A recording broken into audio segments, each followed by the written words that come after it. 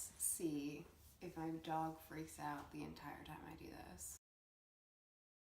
Good girl. Just shower time over here. Today is actually my 6-year anniversary of having Hodgkin's lymphoma. 5 years is really like the big one, but I guess we'll take 6, right? The 5-year one, I was just like, oh my god, it's 5 years! 6 years just means I'm like over the hump.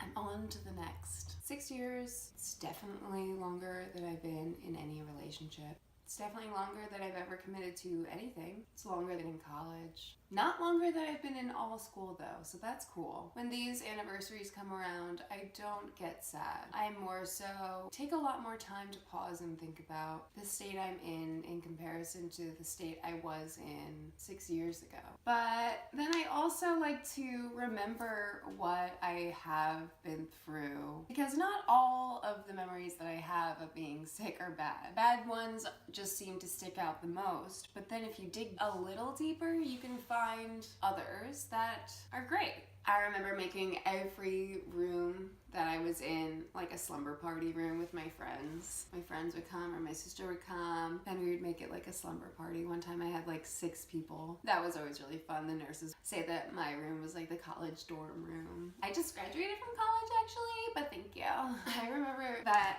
I actually, for one of my stem cell transplants, I was like really into toast at the time, and I brought in a toaster oven to my chemo room, and I would like plug it in real quick and try to like toast some bread, and then I would like hide it when the nurses came. But then one time they found it, obviously, because it's a toaster oven in the middle of like a very sanitary place with like all of these hookups. I don't know what I was thinking. I was just like crazy for toast. And so I remember bringing that in, and they were like, absolutely not, you can't have this in here. And I was like, fine. I remember how bad the food was. Definitely remember how bad the food was. I remember I got to a point I could never watch Keeping Up with the Kardashians again. I hit a wall of mindlessness, and I was like, I can't watch this show anymore, and I have never watched it again. That was a good thing that came out of chemo, right? And then I remember, obviously, the sad stuff. Like, I remember the first time I heard that I had Hodgkin's lymphoma, and the blatant unaccepting mindset. I was like, no. And then you just cry. The smell of the hospital was really gross. It's just something you get used to after a while. You get used to the sanitary walls, all the nurses. You get used to looking out the window for entertainment. And then I remember when I was not neutropenic, and I went through the hallways and I found this weird doll museum in one of the hospitals I was in. Obviously was fascinated. I would jump on my chemo pole and I would skate down with my boyfriend. We would race to the end of the hallway, which the nurses probably would have hated. And then I remember we got into the children's section of the hospital, and it was so beautiful. It had huge ceilings, and they had all of these activities and a library. There was a story time that was going to be happening, and the security guard goes up to me and he's like, oh, are you here for the story time? And I said, what? And he was like, you're in the children's hospital, right? And I said, no, I'm actually upstairs. He was like, oh, okay, you should probably head back up there. And I was like, what? I want to go to story time. I want to like chill. We're like chopped liver up there. No cares in the world. I was like, I'm bored as shit up there.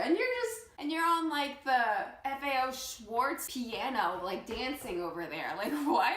Where's my FAO Schwartz piano? And I realized how left out this age range is. There's such a wide gap in between children's cancer and older people's cancer. It's always associated with old people when there's this huge gap of people. It's more common now for this range, this in between here, to be getting cancer. And we want story time. So that's why I figured I'd do this. I want a story time. It's not like we can't have fun too. So that's why I wanted to do this. Because I know I would have loved to hear someone else's story without going to like a meeting where I like would cry my eyes out all the time. I wanted to play in their library. We didn't have anything like that. So I want this to be something like that for people who just feel like they need a space to share and hear and learn. So I hope that that helps. And that's what I've learned in my 6 years. Here's to